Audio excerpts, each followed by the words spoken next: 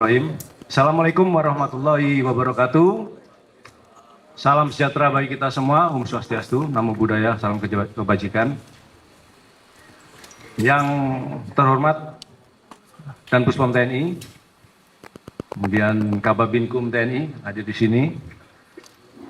Kemudian terima kasih telah hadir pula di sini Karupenmas, kemudian Karupropos. Terima kasih Mujin dan rekan-rekan Polri yang mendampingi.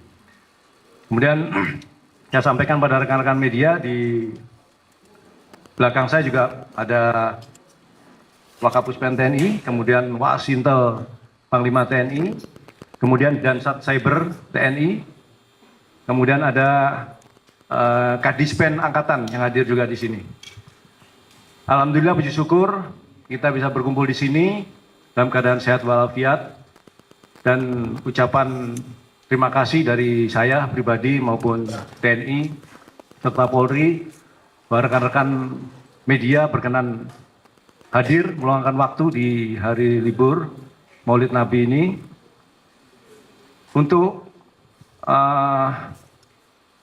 mendengarkan penyampaian saya terkait beberapa hal yang perlu menjadi perhatian bagi rekan-rekan media.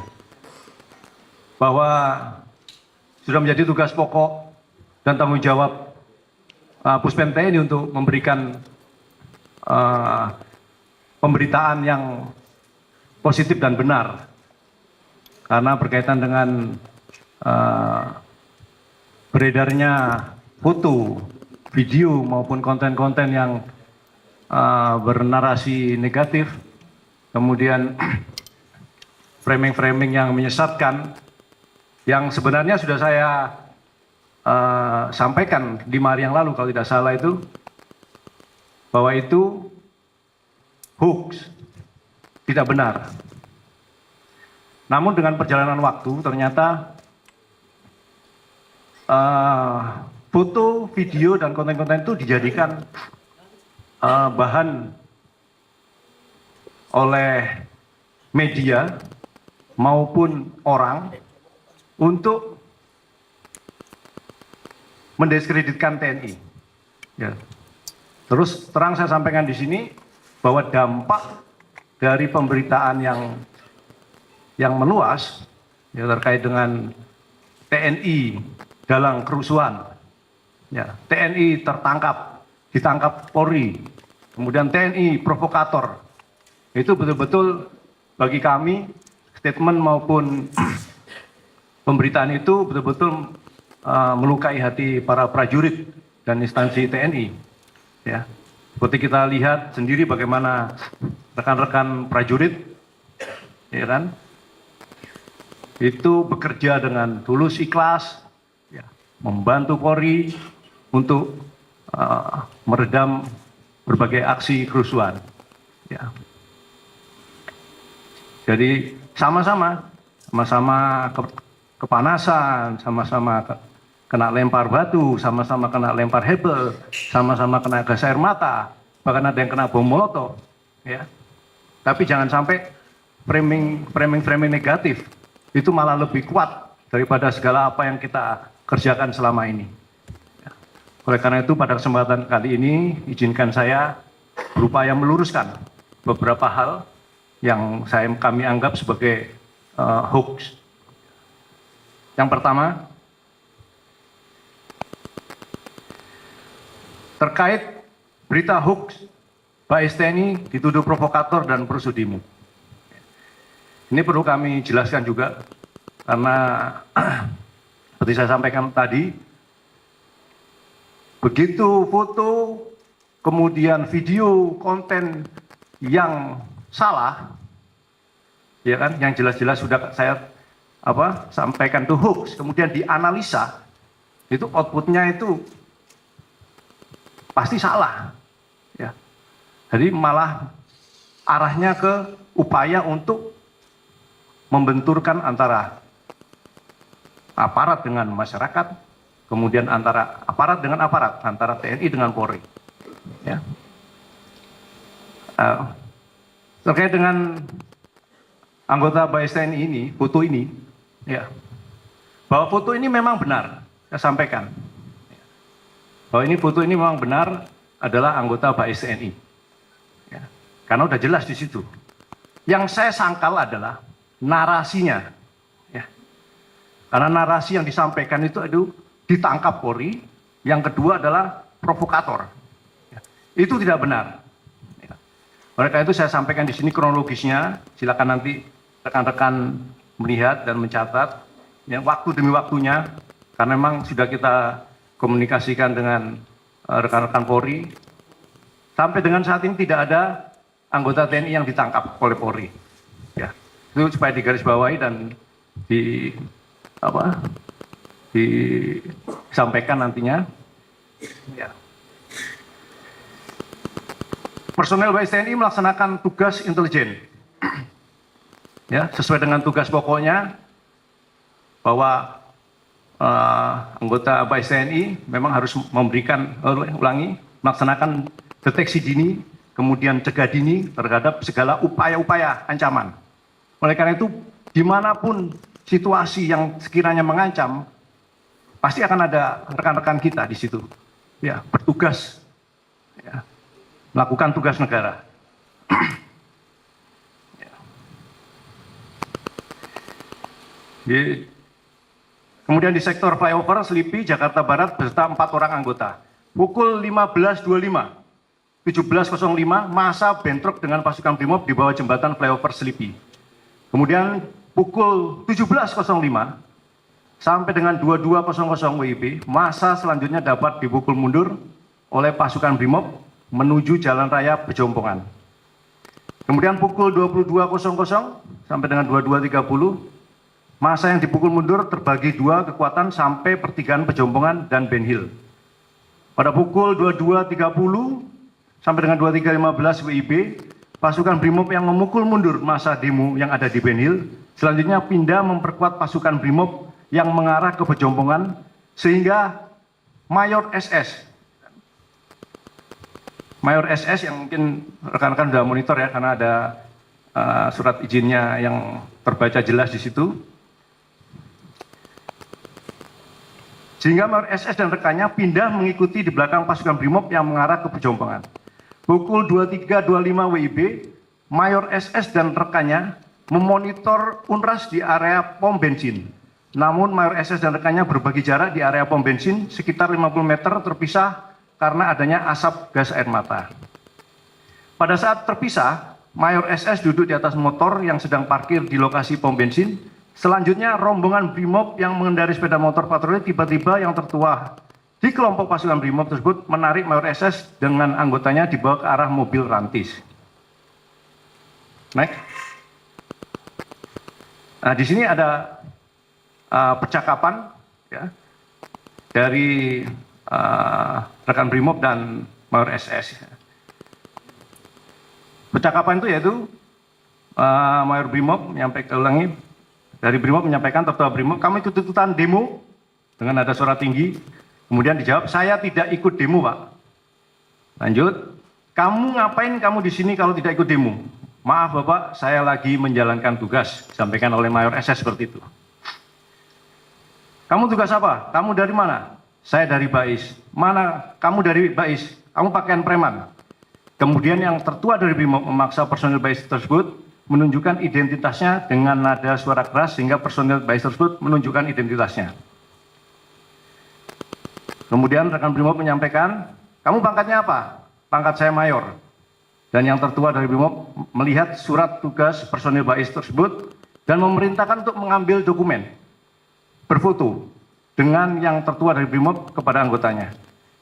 Kemudian menyampaikan, siapa yang tertua di kelompokmu? Yang tertua di kelompok saya, Pak.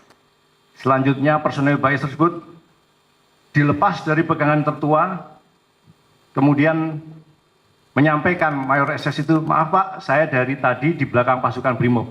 Sehingga alur perjalanannya dia tahu, ya karena memang posisinya di belakang pasukan Brimob, karena sedang melaksanakan tugas juga. Ya sudah Pak, kalau begitu, selanjutnya saling berjabat tangan dan kartu tugas dikembalikan. Yang tertua Brimob langsung pergi bergabung ke pasukan Brimob lainnya. Jadi Itu kronologis yang terjadi. Setelah itu yang muncul adalah itu tadi yang saya sampaikan, bukan hanya framing negatif ya, tapi itu framing yang syarat dengan kebencian ya. Karena langsung judulnya Bais provokator, Bais ditangkap Polri. Seperti yang disampaikan Wakil Panglima TNI, seyogyanya ini tidak perlu disampaikan ke media. Karena apa? Karena pertama, Mayor SS adalah anggota intelijen. Ya, sifat-sifat tugasnya adalah rahasia. Sehingga apabila terjadi sesuatu di mana, case di suatu kerusuhan atau suatu konflik, ya setidaknya harus diamankan. Ya. Jadi itu yang perlu saya sampaikan di kasusnya pemberitaan hoax Bais TNI. Lanjut. Sebelum saya lanjutkan, bisa dipahami ya bahwa tidak ada penangkapan oleh Polri. Kemudian tidak ada upaya provokator di situ. Ya, tidak ada. Jadi tugasnya murni tugas negara untuk memantau, karena pengumpulan data itu dibutuhkan oleh pimpinan untuk menentukan, misalnya memperkuat di daerah A, memperkuat di daerah B. Bagaimana kalau kita tidak tahu situasi di situ? Ya. Oke, sekarang kronologis yang kedua, kejadian kedua ini juga viral. Ya. Yang tadi Bais saja dirangkul aja sudah viralnya begitu, apalagi sekarang sudah proses penanganannya mungkin lebih keras. Ya, ya dengan agak dipiting gitu ya. Jadi wajar kalau misalnya begitu di framing cepat sekali sebarannya. Ya. Saya sampaikan di sini bahwa video viral yang menunjukkan seorang anggota TNI, Pratu Handika Novaldo, diamankan oleh personel Brimob Polda Sumsel saat kerusuhan di DPRD Sumsel Minggu 31 Agustus 2025 dini hari. Dari video tersebut telah dilaksanakan klarifikasi oleh Dansat Brimob Polda Sumsel. Memohon maaf atas penindakan yang berlebihan dan kesalahpahaman yang terjadi pada anggota TNI AD Pratu Handika Novaldo saat aksi berujung rusuh di kantor DPRD Sumsel. Kemudian itu juga ditegaskan oleh Kapendam bahwa prajurit tersebut sama sekali tidak terlibat aksi unjuk rasa maupun provokasi, melainkan sedang mencari makan dan mengisi BBM motor saat peristiwa terjadi di SPBU. Ya. Jadi itu kronologis singkatnya. Kemudian lanjut. Udah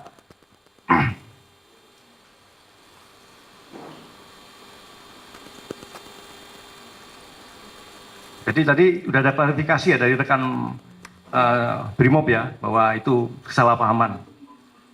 Jadi mohon jangan di framing lagi ataupun di Kemudian yang ketiga itu pria di Sumut mengaku anggota TNI jadi provokator demo.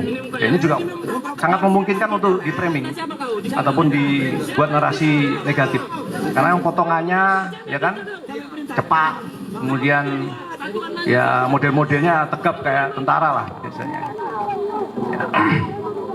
Peristiwa terjadi pada Senin 1 September 2025 sekitar pukul 16.58 ketika massa dari Aliansi Akbar melaksanakan orasi depan kantor DPRD Sumut. Seorang pria bernama Fajri Buhang, 25 tahun, ulangi 26 tahun, warga Medan Tembung, diamankan oleh peserta aksi setelah kedapatan mengambil dokumentasi dari depan barisan massa. Pria tersebut kemudian diserahkan kepada aparat kepolisian yang berjaga. Dari hasil pemeriksaan awal, yang bersangkutan tidak dapat menyebutkan NRP, asal satuan, maupun menunjukkan kartu tanda anggota TNI. Dengan demikian dipastikan bahwa pria tersebut bukan anggota TNI, melainkan warga sipil yang berprofesi di bidang transportasi. Saat ini yang bersangkutan telah diserahkan kepada pihak kepolisian untuk proses pendalaman lebih lanjut. Oke. Lanjut.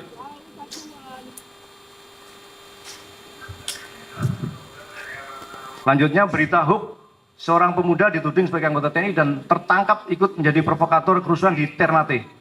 Dan ini sudah klarifikasi juga oleh Kapolres Ternate, terima kasih. Melalui keterangan resmi di Polres Ternate didampingi ibu dari yang bersangkutan menjelaskan bahwa seseorang yang diamankan tersebut bukan anggota TNI melainkan seorang pelajar berusia 16 tahun bernama Pascal Mamake. Yang saat ini masih berusia 16 tahun, statusnya pelajar, di mana pada saat tanggal 1 September 2025 beredar di media sosial akun TikTok. Lanjut.